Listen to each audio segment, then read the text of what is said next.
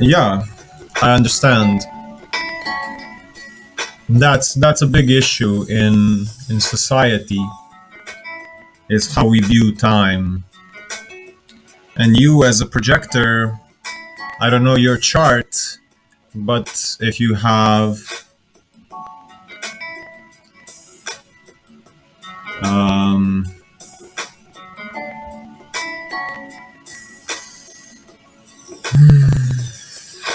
yeah, you need some.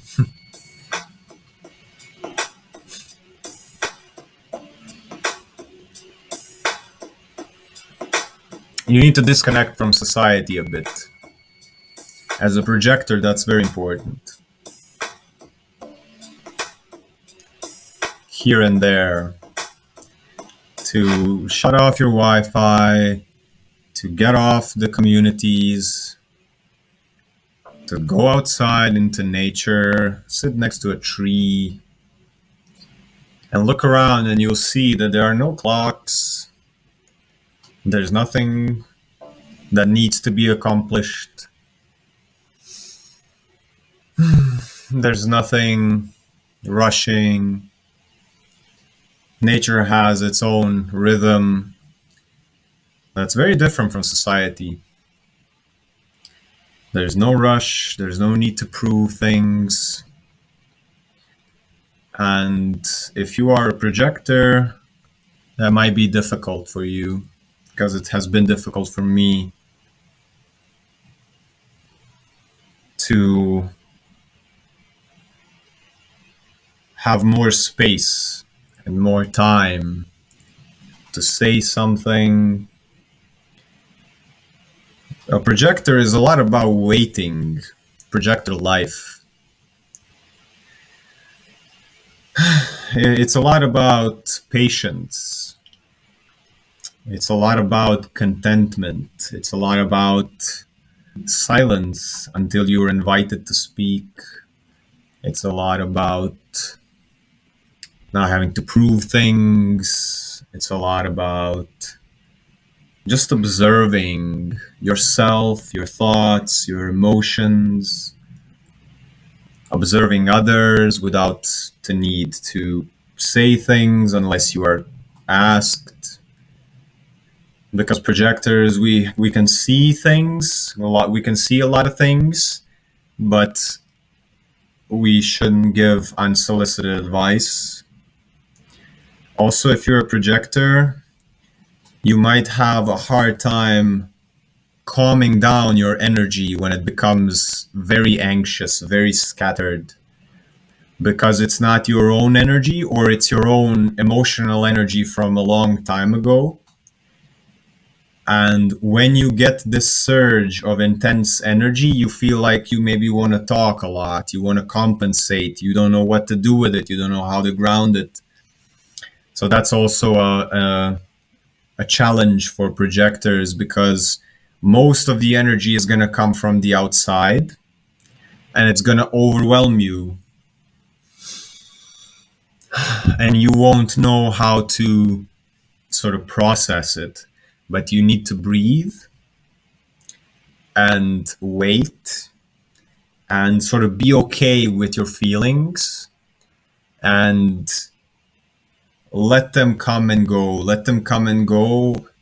and settle. The word is settle, like left, right, up and down, left, right, up and down, speaking, doing, speaking, left, right, up and down.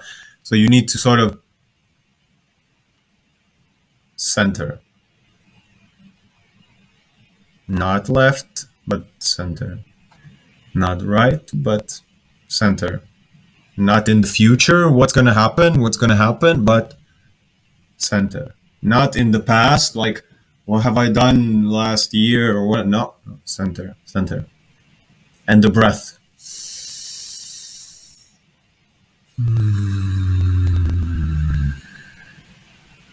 Just settle.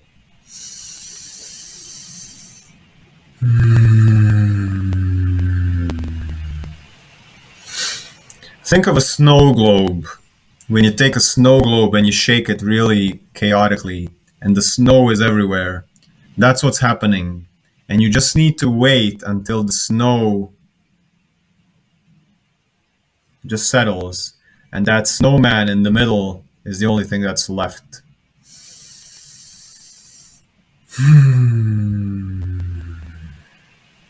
Even excitement, anytime you get very high energetically, you need to be wary to gauge it and not go too far. And based on how many messages you've sent in the last 10 minutes, I've felt that you've gone very high. So grounding.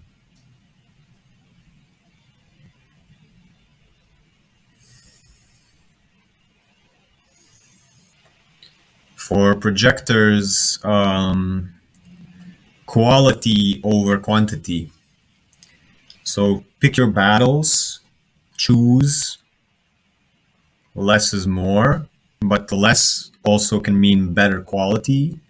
So maybe instead of 10 questions every 1 minute, you wait until there's a big, very important question that you actually want to ask. And that's not only here on the live, it can be in your day-to-day life.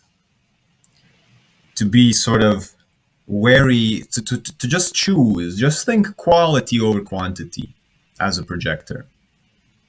And don't accept every single invitation, and have a little bit of resistance to things. Because the things that are actually for you, they're going to ask again. And then you say, nah. And then they say, Julie, come on. And then you say, nah. And then they say, Julie, come on, you're the best person for this job. You are the one that I actually want to hear from. And then you say, are you sure? And then they, yeah. And then you ask, but do I have enough time to do everything? Do you have patience with me? Yeah, I really want you. And then you say, okay. So don't jump onto every bandwagon. Try to stay balanced, even if it's exciting, even if it's very stimulating, even if you really like I Create Lines and my lives and my energy and everything. Still don't go to that point where you are just erratically just getting carried away so much. Enjoy it, but with a little bit of, okay, this is amazing, but still, okay, this is really amazing, but still I have to keep myself. I have to stay myself, not so much outwardly. So you lose your center, you lose your, like you say, your relationship with time. You need to keep your own rhythm, no matter what's happening, even if it's the best thing ever. The best thing can become, so the best medicine can become a poison if you take too much of it. So sugar is amazing, but 10 donuts, you're disgusted. And I don't know, swimming in a swimming pool is amazing, but after 3 hours, you're filled with chlorine and you're wrinkled and it becomes disgusting. So everything that's medicine is also poison, given the dosage. So even very high, exciting times, even if they're positive, even if they are very, you feel very good, try to keep it on cruise, Don't burn out your all of your fuel all at once. Don't sprint, but be on cruise control, like a big eagle, like, oh, look at that. That's nice. Oh, that was nice. But not too high, not too high. And then you go and there's a low. Oh, I'm so sad now. But just a little sad. Oh, okay, come back to balance. And then there's an excitement again. Oh, look at that. Oh, that was nice. And go back to balance. So then the highs don't go into the stratosphere and the lows don't bury you in depression so far that you can't get up. And as projectors, we are here to be able to feel energy and to take in energy from other people. But that's the main reason why we need to also know how to deal with it. Because if you take someone's excitement and you go to the stratosphere, you lose who you are. It's about small samples, like sommeliers drinking wine. That was nice, but I'm not gonna lose my head over it. Or, this wine was not so good, but I'm not gonna become all depressed about it. It's sort of like Just sampling. Oh, this is nice, but okay, that's enough. Just like sampling meals and stuff like that. So just a little bit and then come back to who you are, and then a little bit and then come back to who you are. So you don't lose yourself. And that's how you find your rhythm. And you say you have a difficult relationship with time. That's because other people speed you up, because you let yourself get spun around in their vortex of how they perceive time. But if you perceive time in a way that, like, everything is in alignment, everything, there's time for everything, I don't have to rush anywhere, then you can sort of gauge, oh, this is really speeding me up. This is really stressful. No, I have my own time. I can have my own time.